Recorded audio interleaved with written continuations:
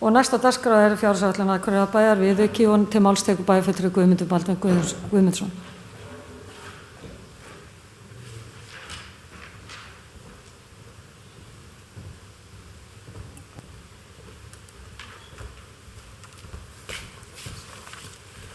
Forseti, ágætu bæjarfulltrúar, hér tekið fyrir fyrsti viðauki ársins 2019 sem tekið var fyrir bæjarráð á síðasta bæjarráðsfundi 27. mars og vísað hingað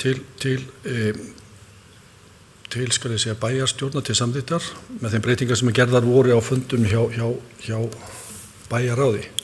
Það glampar svo og það erfitt að lesa á blaðinu en þetta sem sagt í rauninni 3 liðum. Fyrsta lagi erum við að taka inn nefndarlaun vegna öldungaráðs upp á 2,3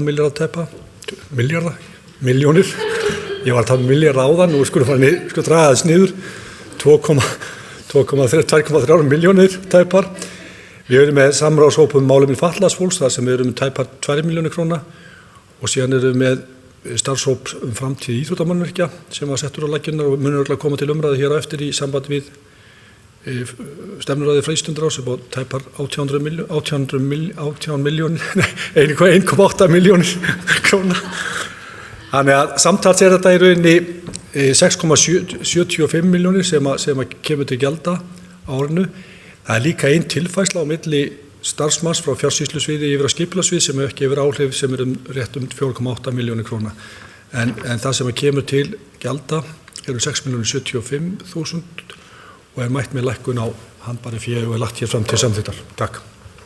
Bæjarfulltrúi Guðmundur Baldvin Guðmundsson lokið máli sínu og orðið laust. Það fleira ekki hvað til hljóðs, þeir sem geta samþykkt þennan viðauka gefi merki. Það 10.